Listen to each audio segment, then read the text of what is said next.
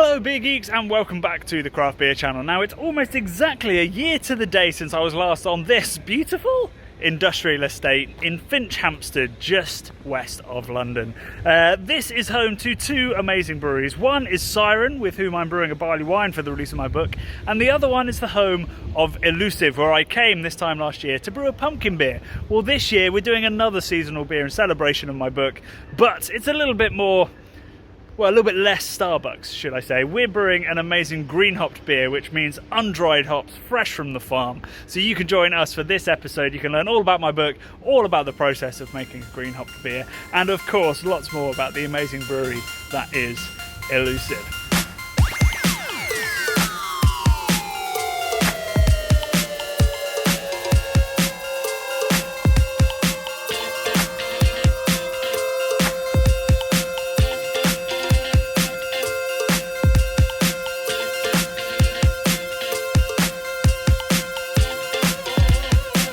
So that was a quick pit stop. We've just smashed in, I filmed that, and now Andy and I are off to Herefordshire. Let's go. The wonderfully named The Farm. So that'll help us find it, to pick up our beautiful hops. We'll see you there.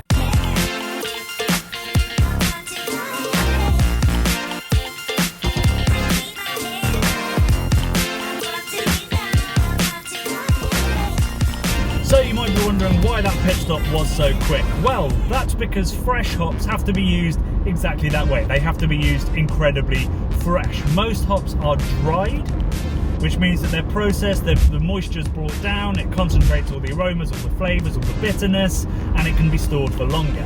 However, fresh hops, they're wet, they're straight off the vine, and they'll degrade. They've got lots of moisture in them. They'll start to rot, or they'll start to get infections and all this kind of stuff. So we're going up there on the day of the brew, to pick up these hops and put them straight into the boil. And the quicker the time between picking them and putting them in the boil, the more of those delicate, more essential oils we're going to actually get from the hops. So it's basically a race once we get there to get back, A, because the boil will be waiting for us, and B, because we want to get those hops in their absolute best condition. So I'm following the team up in their van that's going to carry it. Just doing pieces to camera to keep myself occupied, to be honest, because it's not a short drive. It's about 2 hours from Elusive to the farm, not any farm, the farm, to pick up these beautiful hops. And we'll be talking about what variety we're using when we get there in 2 hours time. Probably 2.5, because I'm going to need some.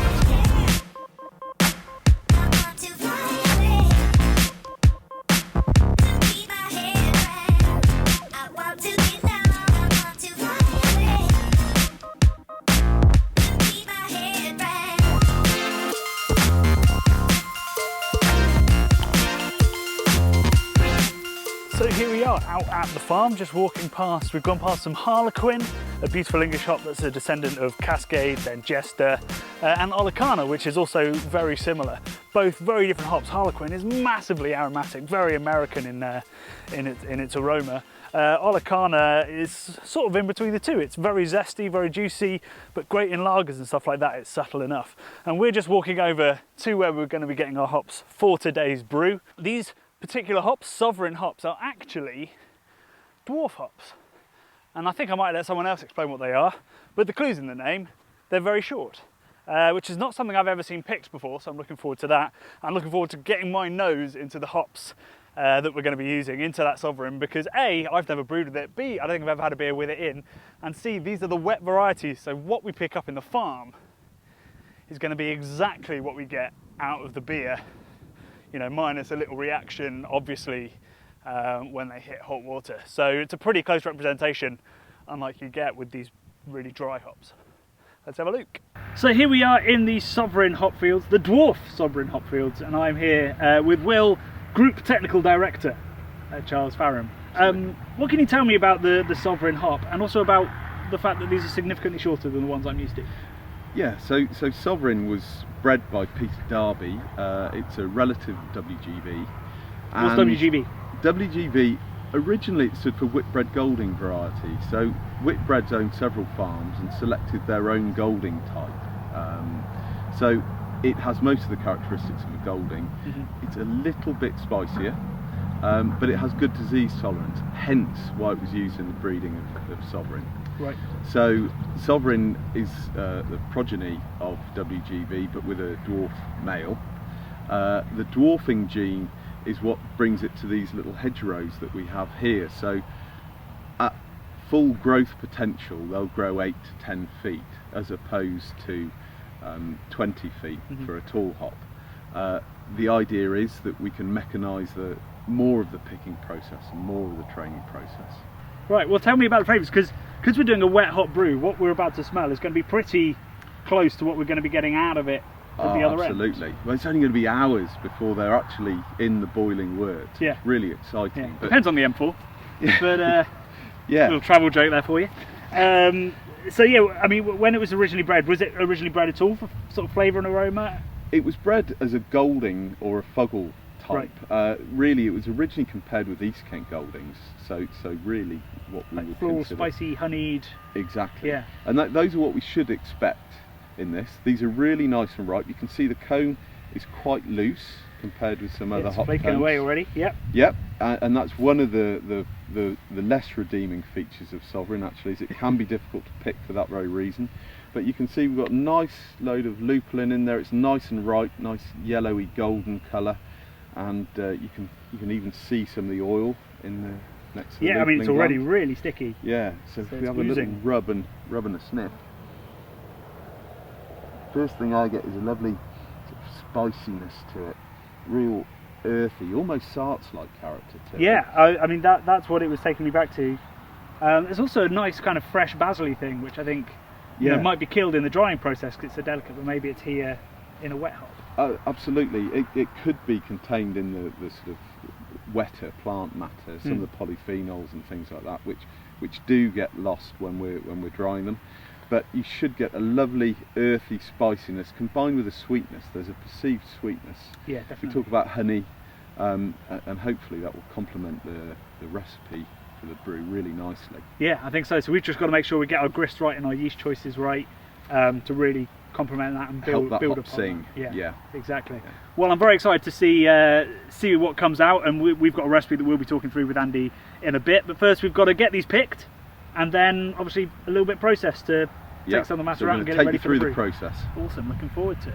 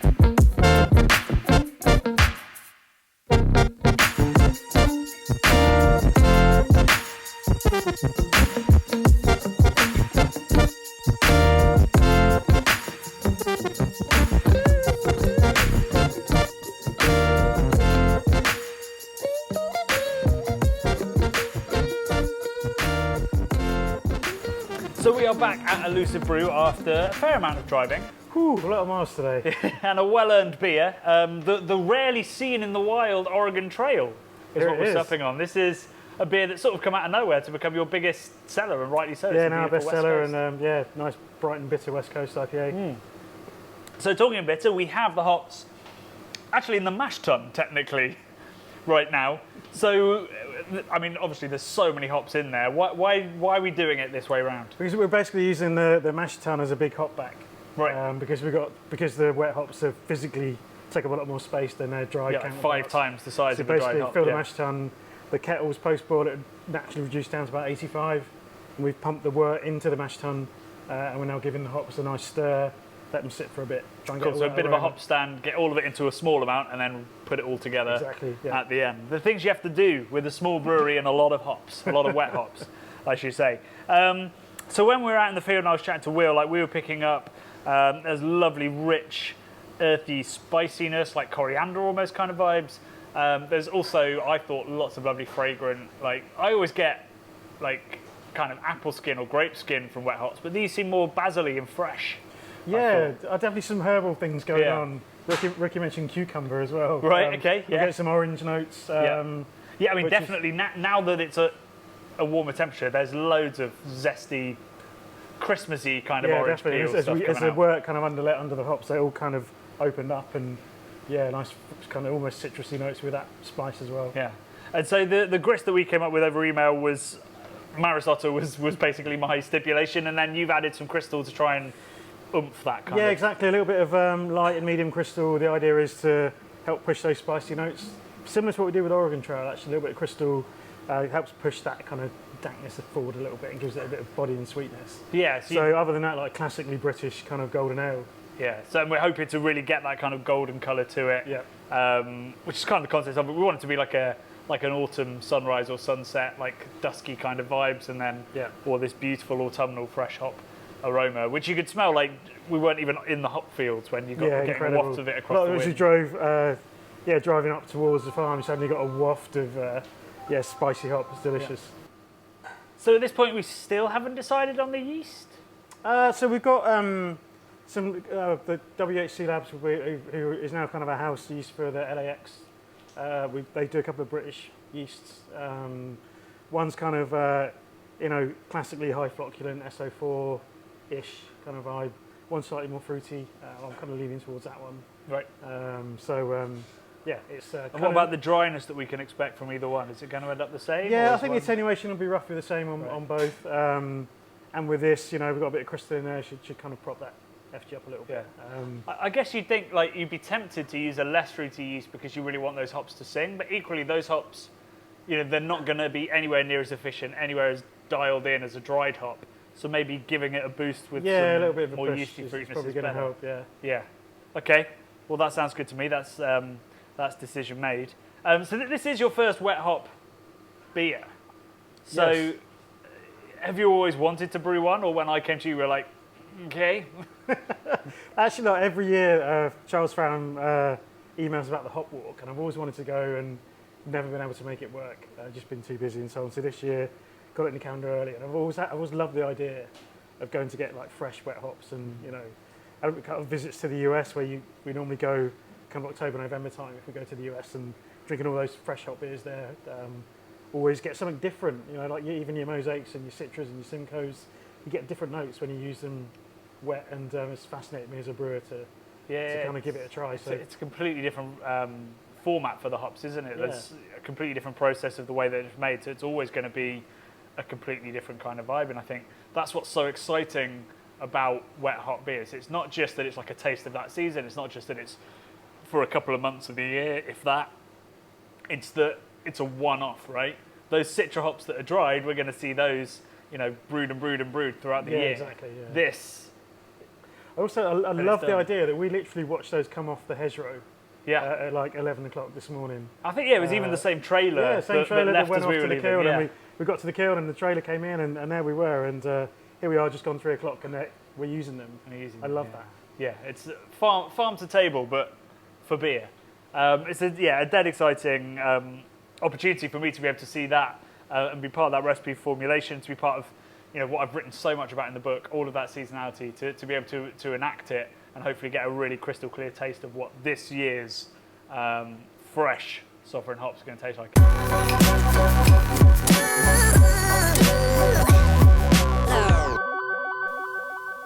What a beautiful day I had back at the start of September this year with Andy. It's genuinely one of my favourite experiences that I've ever had since starting this channel, since getting into beer, and I don't think there's a greater symbol of the beauty of seasonal brewing and seasonal drinking than this green hop period, when brewers can go straight to the source, pick up these hops that are completely untainted by the drying process, so that they can get the truest, strongest expression of those hops in their most natural state.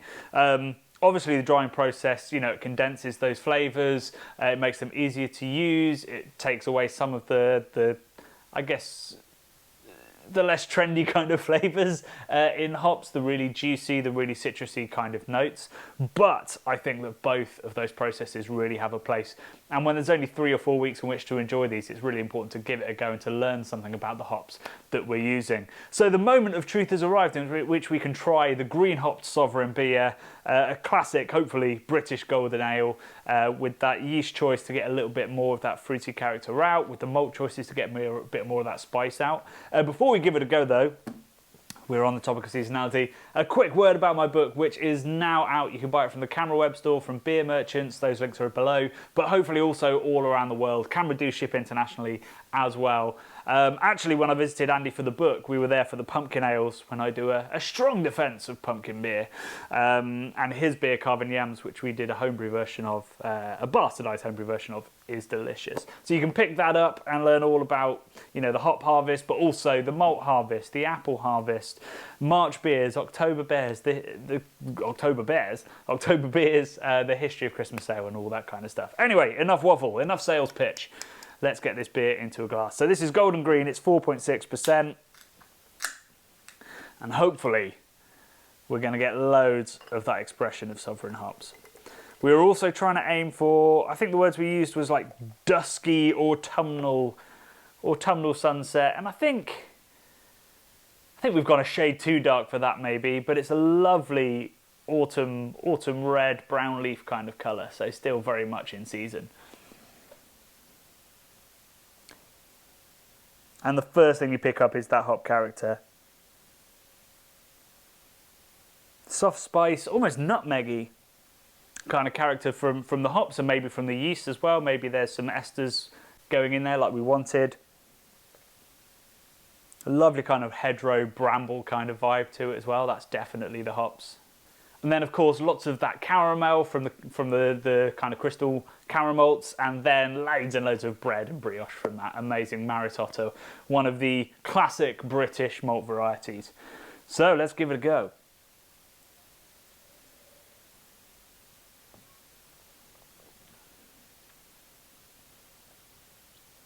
Wow, yeah, so the yeast has really dried that out, so it's incredibly drinkable. All of that caramel doesn't present too sweet, which is a great result. And then loads of prickly bitterness. It's thorny, it's brambly. It's exactly what you'd want for this time of year and for a British hopped beer. Absolutely beautiful kind of finish on it. Not the kind of thing you'd really expect, I think, from a classic British beer. It's got loads of bitterness to it. It's got loads of hop character. The one thing that green hop beers can kind of lack is a little bit of aroma, because you can't dry hop with them, because you have to add them a little bit hotter to make sure that you don't infect your beer.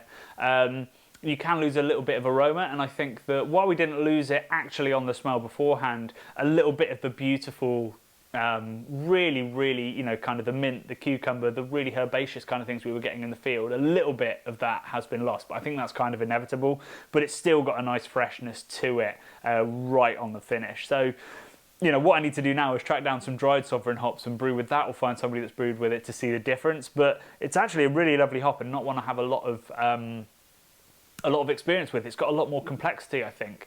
Or maybe it's just, radically different from Fuggle and Golding in this sort of format, that it feels like it's an entirely new experience. But, trying out these new hop varieties, ones you've never really had before, is how we expand our palates and how we learn. And that's very exciting. I'm going to be looking for some more sovereign hopped beers in future. So this beer should still be in stock in some places, or head to the Elusive tap room. Still, beer merchants have packs of the 4-pack, all 4 of the collab beers that I did, along with the book to buy, and there's the link below. But otherwise, give green hop beers a chance if you can ever track some down. I know that, obviously this time of year in America, the UK, maybe some parts of Europe are doing them, and then it's the opposite. It's way back near the start of the year where it's happening in New Zealand and Australia and South Africa. Here's to green hop beers.